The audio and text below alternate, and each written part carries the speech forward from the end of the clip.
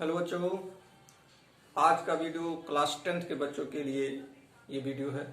और इस वीडियो में केमिस्ट्री का पोर्शन हम लोग देखेंगे। केमिस्ट्री हाई स्कूल के केमिस्ट्री में 4 से 5 चैप्टर हैं जो कि अच्छे चैप्टर हैं। और उसका पहला चैप्टर जो है वो आज स्टार्ट करेंगे। और उस पहले चैप्टर का नाम है रासायनिक अभिक्रिया एवं समीकरण, इंग्लिश में बोलते हैं केमिकल रिएक्शन एंड इक्वेशन। ठीक है, इस चैप्टर को पढ़ने से पहले मेरी रिक्वेस्ट है कि आप लोग इसको लाइक और सब्सक्राइब और बेल आइकन जरूर दबाएंगे, क्योंकि इससे मेरा आत्मविश्वास भी बढ़ेगा।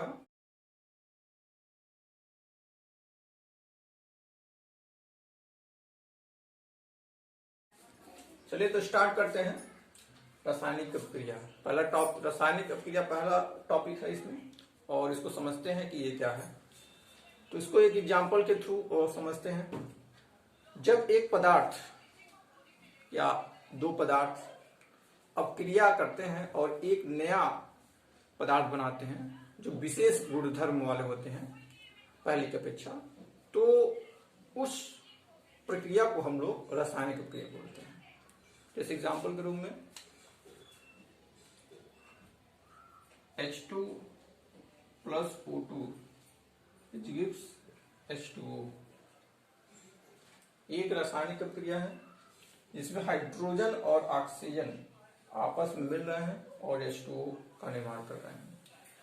इस अभिक्रिया में ये पोर्शन जो है इसको बोलते हैं रिएक्टेंट या हिंदी में अभिकारक।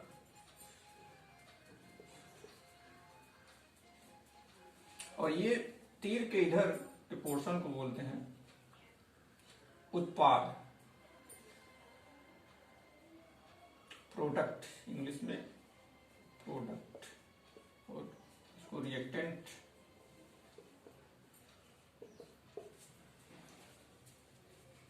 ये एक रासायनिक अभिक्रिया है। इस रिएक्शन में प्रोडक्ट का जो गुण होगा वो रिएक्टेंट के गुण से बिल्कुल ही डिफरेंट होगा। इसके कुछ और गुण होते हैं। हाइड्रोजन एक गैस है, ऑक्सीजन एक गैस है, लेकिन H2O एक गैस नहीं है। H2O लिक्विड फॉर्म में होता है। तो अगर हम लोग जानते हैं कि पदार्थ की 3 अवस्था होती है, या तो ठोस होगा, या तो द्रव होगा, या गैस होगा। तो इसको दर्शाने के लिए अगर ये लिक्विड है तो L से रिप्रेजेंट कर सकते हैं, ये गैस है तो G से रिप्रेजेंट करते हैं, ये भी गैस है तो G से। साथ ही साथ किसी भी कोई भी रिएक्शन होता है वो उसका बैलेंस होना बहुत ही जरूरी है। प्रत्येक रिएक्शन जो भी लिखे उसको बैलेंस, वो रिएक्शन बैलेंस होना चाहिए, तभी सही माना जाएगा, अन्यथा नहीं माना जाएगा। तो देखते हैं बैलेंस है कि नहीं है। तो बैलेंस कैसे करेंगे? जितना एटम इस तीर के इधर होना चाहिए उतना एटम इस तीर के इधर होना चाहिए। ठीक है, तो देखते हैं। हाइड्रोजन यहाँ पे 2 है, यहाँ पर भी हाइड्रोजन 2 है। ठीक, ऑक्सीजन यहाँ पे 2 है, यहाँ पे ऑक्सीजन कितना है? 1 है। तो बैलेंस है नहीं है। तो क्या करेंगे? यहाँ पर भी ऑक्सीजन को क्या करेंगे? 2 करेंगे। अब देखते हैं। अब ऑक्सीजन तो बैलेंस हो गया, लेकिन हाइड्रोजन बैलेंस नहीं हुआ। तो हाइड्रोजन को अब बैलेंस करेंगे। तो हाइड्रोजन यहाँ पे 4 होगा, यहाँ पे 2 ही है। तो क्या करेंगे? 2 यहाँ पे ऐड कर देंगे, मतलब 2 से गुणा कर देंगे, मल्टीप्लाई कर देंगे। अब ये रिएक्शन जो है वो बैलेंस हो गया। ये बैलेंस्ड रिएक्शन है।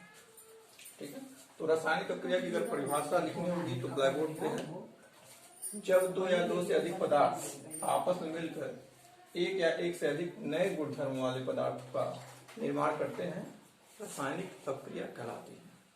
ठीक है, तो ये रासायनिक अभिक्रिया की परिभाषा है। और समीकरण की बात करें तो जो ये इक्वेशन लिखी है इसको समीकरण या रासायनिक समीकरण भी बोल सकते हैं। ठीक है, अब रासायनिक अभिक्रिया जो होती है वो कई प्रकार की होती हैं। संयोजन अभिक्रिया है, वियोजन अभिक्रिया है, बहुत सारी इसी तरह की अभिक्रिया है। ऊष्माक्षेपी है, ऊष्माशोषी है, विस्थापन अभिक्रिया है। तो एक एक करके हम लोग इसका वर्णन देखेंगे। ठीक,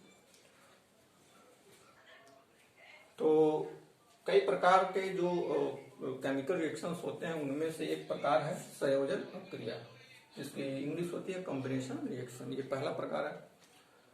होता क्या है इसमें संयोजन अभिक्रिया की अगर परिभाषा देनी होगी तो इस तरीके से दे सकते हैं। अगर दो पदार्थ आपस में मिल करके एक पदार्थ बनाते हैं, एक से अधिक नहीं होना चाहिए, अगर दो पदार्थ आपस में मिल करके एक पदार्थ का निर्माण करते हैं तो वो जो अभिक्रिया होगी वो संयोजन अभिक्रिया होगी। तो दो पदार्थ जरूरी नहीं है कि केवल दो ही हो, तीन भी हो सकता है, चार भी हो सकता है, लेकिन जो प्रोडक्ट बनेगा वो एक बनना चाहिए।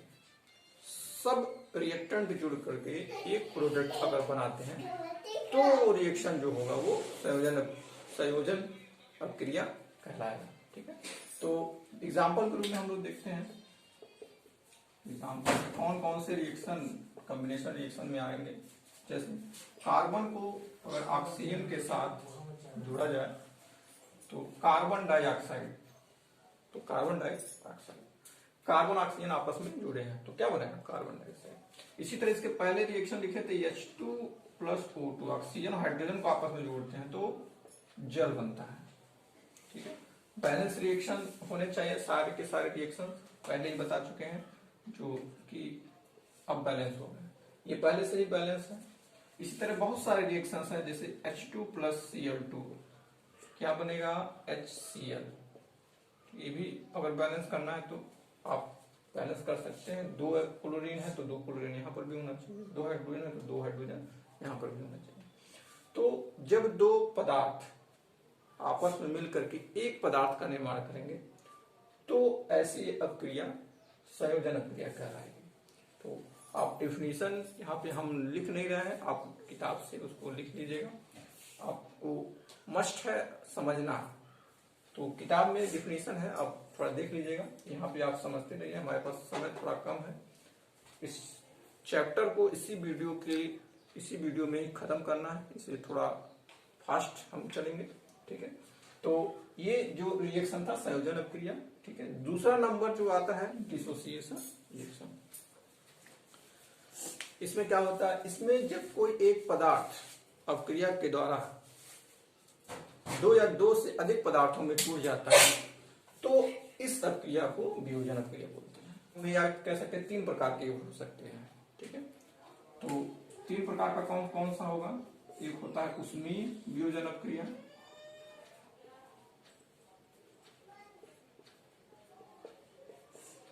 ऊष्मीय वियोजन अभिक्रिया,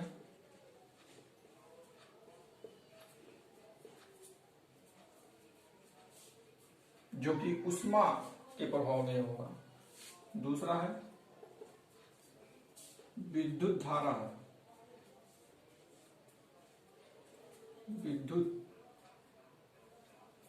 विद्युतीय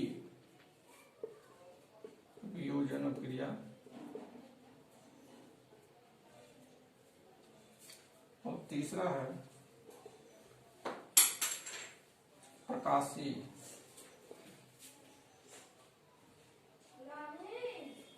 वियोजन अभिक्रिया। ठीक है, तो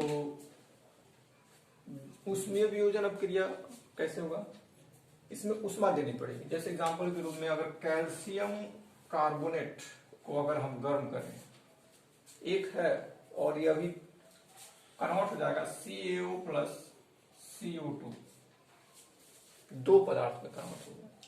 ठीक है, परिभाषा भी यही दिए थे कि एक पदार्थ क्रिया के दौरान दो पदार्थों में कन्वर्ट हो जाए तो ऐसे को बोलेंगे वियोजन अभिक्रिया। ये कैसे हो रहा है, हीट के प्रेजेंस में, हीट यहाँ पे देंगे, इसका नाम है calcium carbonate. Calcium carbonate heat पा करके कैल्शियम ऑक्साइड और कार्बन डाइऑक्साइड में कन्वर्ट हो जाता है। ठीक है, तो ये ऊष्मा के प्रभाव में हो रहा है, इसलिए ऊष्मीय वियोजन अभिक्रिया। वियोजन अभिक्रिया का मतलब समझ रहे हैं टूटना, वियोजन का मतलब होता है टूटना। तो ये एक पदार्थ दो पदार्थों में टूट रहा है, इसलिए वियोजन अभिक्रिया कहला रहा है। और ऊष्मीय वियोजन अभिक्रिया क्यों, क्योंकि ये हीट के प्रभाव में हो रहा है, इसलिए ऊष्मीय वियोजन अभिक्रिया। विद्युतीय वियोजन अभिक्रिया, जब हम ऐसे रिएक्शन जिसमें इलेक्ट्रिसिटी देते हैं तो वो विद्युतीय हो जाता है। एग्जाम्पल के रूप में अगर H2O को हम इलेक्ट्रिसिटी दें तो H2O कन्वर्ट हो जाता है H2 + O2 में, H2 + O2, ये विद्युत धारा प्रवाहित करने पे होता है। जैसे ही विद्युत धारा यहाँ पे हम इलेक्ट्रिसिटी देंगे, इस रिएक्शंस में H2O टूट करके H2 में और O2 में कन्वर्ट हो जाएगा। बैलेंस रिएक्शन नहीं है, बैलेंस कर देते हैं। तो ये H2O दो पदार्थ में टूटा, H2 और O2 में, किसके प्रेजेंस में? विद्युत धारा की प्रेजेंस में। अब तीसरा है प्रकाशीय वियोजन। इसमें प्रकाश की उपस्थिति में वियोजन होता है। जैसे AgCl, सिल्वर क्लोराइड नाम है इसका, AgCl सिल्वर क्लोराइड।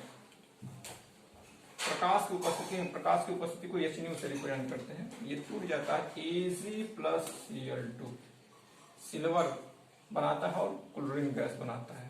ठीक है, बैलेंस करेंगे तो ये 2 Ag है तो 2 Ag यहाँ पर होना चाहिए, 2 क्लोरीन है तो 2 क्लोरीन यहाँ पर होना चाहिए। ठीक है, तो ये तीनों वियोजन अपक्रिया का एग्जाम्पल है। ठीक है, इसमें से एक ऊष्मीय वियोजन क्रिया, दूसरा विद्युतीय वियोजन अपक्रिया, तीसरा प्रकाशीय वियोजन अपक्रिया। ठीक है, तो दूसरा नंबर अभी ये जो हम पढ़े हैं वो था वियोजन अपक्रिया। तीसरा नंबर जो है अपक्रिया के प्रकार का है डिस्प्लेसमेंट रिएक्शन। इसमें क्या होता है? ऐसी अपक्रिया जिसमें कोई एक क्रियाशील तत्व किसी यौगिक के कम क्रियाशील तत्व को वहां से हटा दे, वहां से निकाल दे, वहां से विस्थापित कर दे, तो ऐसे रिएक्शन को बोलते हैं विस्थापन। जैसे एग्जांपल के रूप में हम लोग देखते हैं, जेडियन को अगर H2SO4 या दूसरा एग्जांपल ले लें और इससे अच्छा कॉपर सल्फेट में, कॉपर सल्फेट का विलयन जो होता है नीला होता है, और जेडियन की छड़ अगर इसमें डाल दें तो ये कन्वर्ट होता है JnSO4 प्लस कॉपर अलग हो जाता है।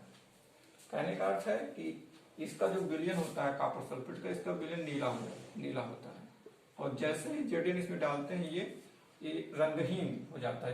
JnSO4 जो हो वो रंगहीन है, नीला कलर उड़ जाता है, कोई कलर नहीं दिखाता। तो जिंक कॉपर को हटा दिया, क्यों? क्योंकि कॉपर कम क्रियाशील है और जिंक अधिक क्रियाशील है। अधिक क्रियाशील होने के नाते ये कॉपर को, इसका ये क्यों कम क्रियाशील है, क्यों अधिक क्रियाशील है, ये आगे एक चैप्टर है, उस चैप्टर में आपको इलेक्ट्रोकेमिकल सीरीज पढ़ने को मिलेगा। उसमें बताया जाएगा कि क्यों ये कम क्रियाशील है और ये अधिक क्यों है। तो अभी फिलहाल इतना जानिए कि जेडियन जो है वो अधिक क्रियाशील है, कॉपर कम क्रियाशील है, इसलिए जेडियन कॉपर को उसी के यौगिक में से निकाल देता है और वो अपने फिर स्थापित हो जाता है। तो ये जो रिएक्शन है वो विस्थापन अपक्रिया कहलाता है। ठीक है, इसे ऐसे बहुत सारे रिएक्शंस हो सकते हैं। एक और रिएक्शन Fe+H2SO4 को देखें तो Fe हाइड्रोजन को विस्थापित कर देता और बन जाता है FeSO4 प्लस H2। गैस है, ऊपर की तरफ ये उड़ जाएगा। Fe हाइड्रोजन को विस्थापित कर दिया। हाइड्रोजन कम क्रियाशील है और आयरन अधिक क्रियाशील है, होने के नाते ये रिएक्शन पॉसिबल। नाम सबका आप जानते हैं, आयरन है, सल्फ्यूरिक अम्ल है, ये फेरस सल्फेट इसका नाम है, फेरस सल्फेट, और ये हाइड्रोजन गैस, इसका नाम जिंक सल्फेट,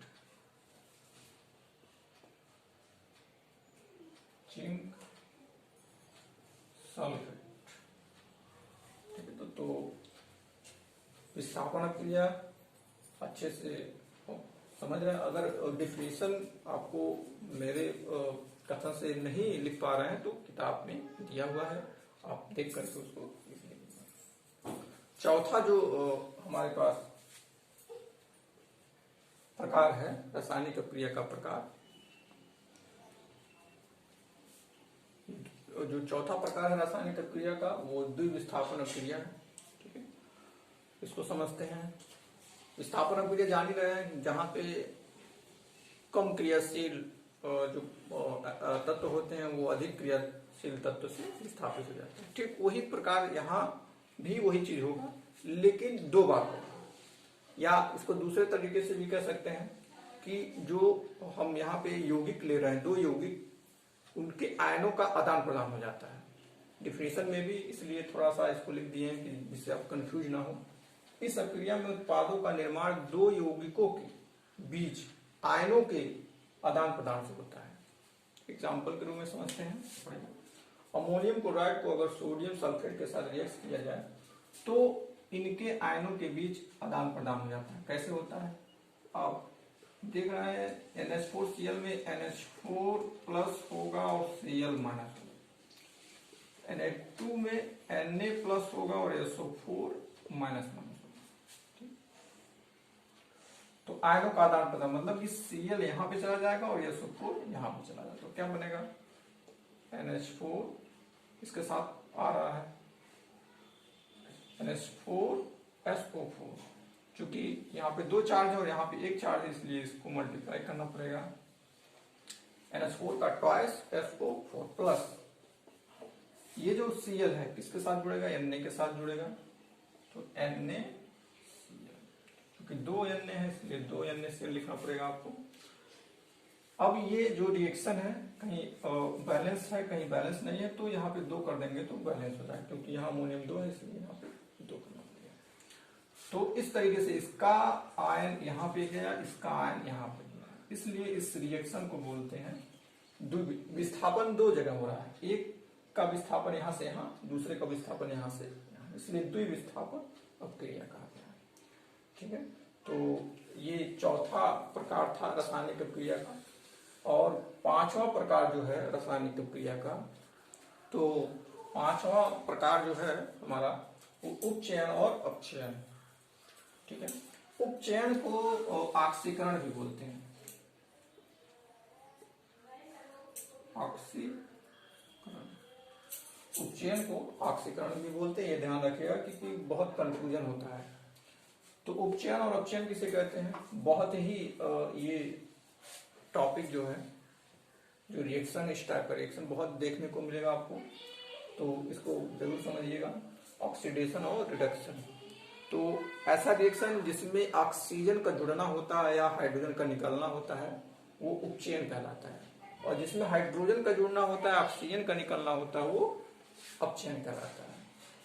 ठीक है, ये ओल्ड कॉन्सेप्ट है, पुरानी परिभाषा है, लेकिन ठीक है, जानना बहुत ही जरूरी है। जिसमें ऑक्सीजन जुड़ता है हाइड्रोजन निकलता है उपचयन कहलाता है, और जिसमें हाइड्रोजन जुड़ता है और ऑक्सीजन निकलता है अपचयन कहलाता है। क्लियर कट समझ में आ रहा होगा आपको। तो एग्जांपल के रूप में जैसे कार्बन को अगर ऑक्सीजन के साथ रिएक्ट करें तो CO2 कार्बन डाइऑक्साइड, पहले भी रिएक्शन लिख चुके हैं, एक बार और लिख रहे हैं। इसमें कार्बन जो है ऑक्सीजन के साथ कॉम्बिनेशन कर रहा है, मतलब कार्बन ऑक्सीजन से जुड़ रहा है, कार्बन डाइऑक्साइड बना रहा है। तो कार्बन में जब ऑक्सीजन जुड़ रहा है तो अभी हम बोले जब ऑक्सीजन का जुड़ना होगा तो ऑक्सीडेशन रिएक्शन होगा, या कह सकते हैं उपचयन होगा। तो कार्बन का यहाँ पर क्या हो रहा है, कार्बन का उपचयन पूछा जाए, कार्बन का यहाँ पे क्या हो रहा है, तो कार्बन का क्या हो रहा है, उपचयन हो रहा है। क्यों, क्योंकि कार्बन में ऑक्सीजन। ठीक है, इसी तरह सल्फर को अगर ऑक्सीजन से क्रिया कराया जाए तो SO2 सल्फर डाइऑक्साइड, यहाँ पर भी सल्फर का क्या हो रहा है, ऑक्सीकरण या उपचयन हो रहा है, सल्फर का उपचयन।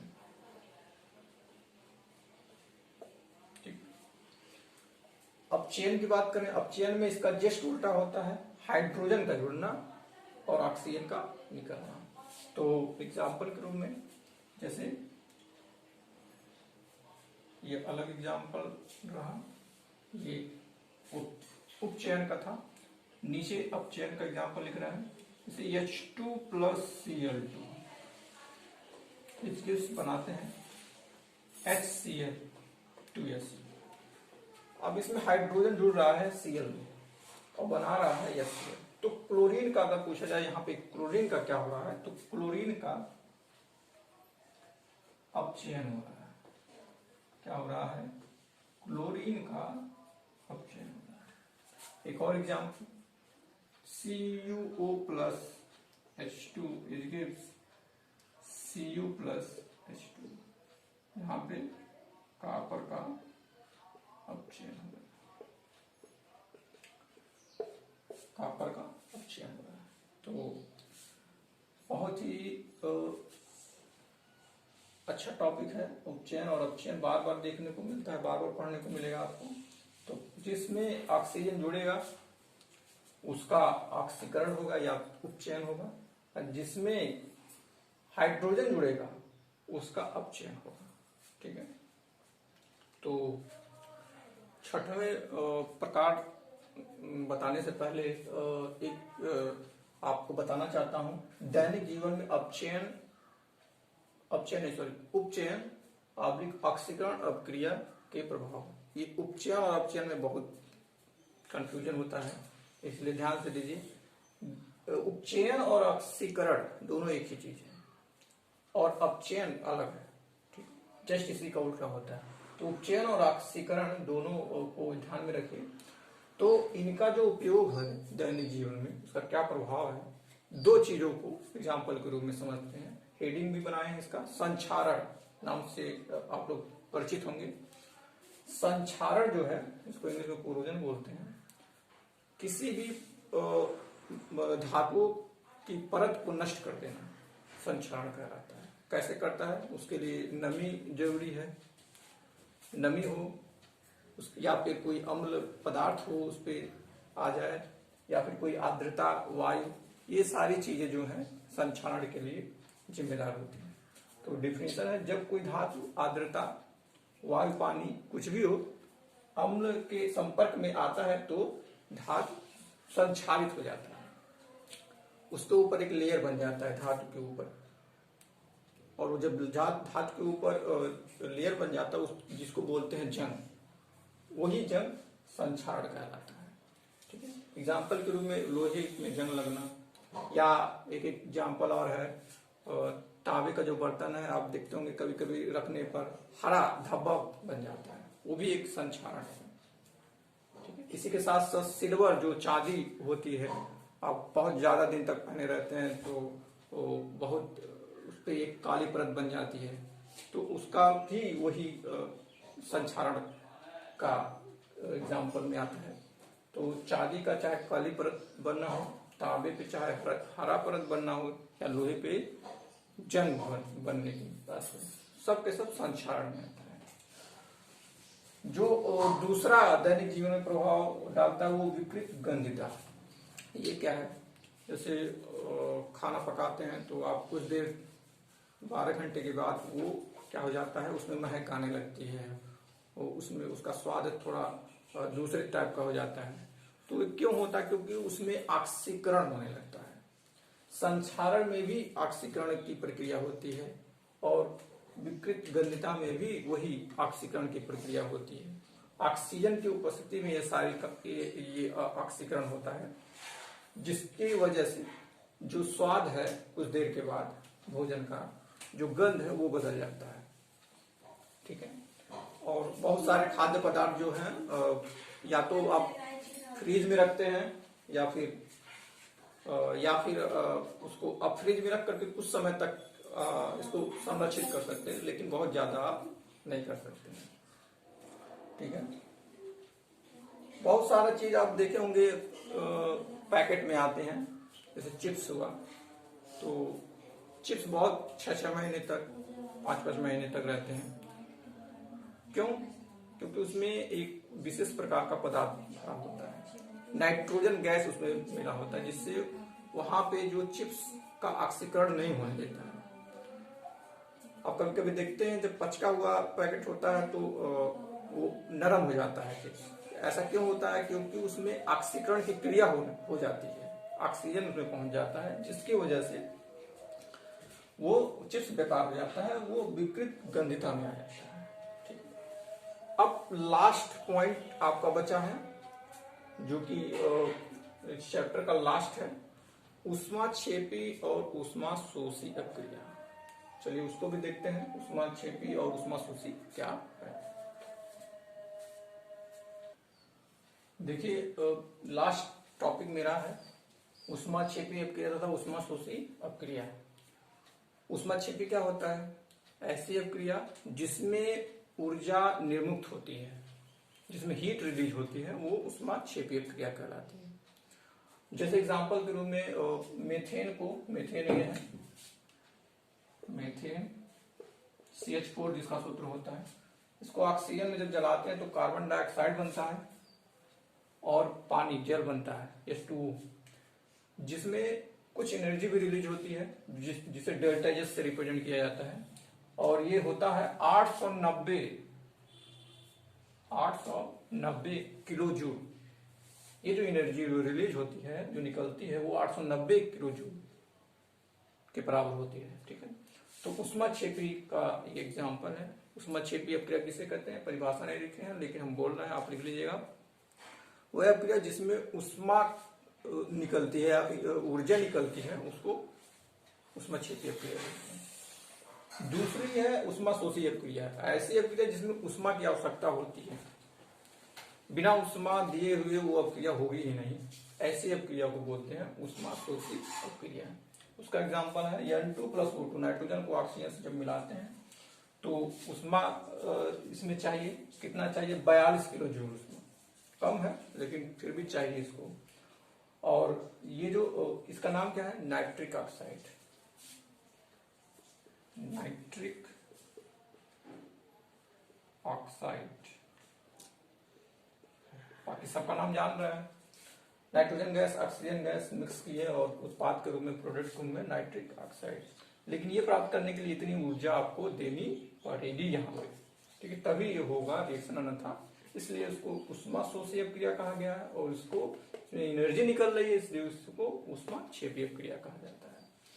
तो इस वीडियो में रासायनिक अपक्रिया का जो चैप्टर है वो लगभग समाप्त हो गया है। तो जो भी आपको कोई दिक्कत आ रही है, इसमें कोई प्रॉब्लम है, तो मेरा व्हाट्सएप नंबर है 9640361959। इस पर कोई भी सवाल आप कर सकते हैं, इसका जवाब देने का प्रयास करेंगे हम। और इस वीडियो को यहीं पर भी समाप्त करते हैं। हाँ, सब्सक्राइब और लाइक और बेल आइकन को जरूर दबाइएगा, ये बहुत ही इंपॉर्टेंट है मेरे लिए, क्योंकि इससे मेरा हौसला बढ़ेगा और कॉन्फिडेंट हमको मिलेगा। कॉन्फिडेंट में रहेंगे तो आगे आप बहुत सारा वीडियो आएगा और जो आपको मैसेज के रूप में आपको मिलेगा। धन्यवाद, थैंक यू वेरी मच।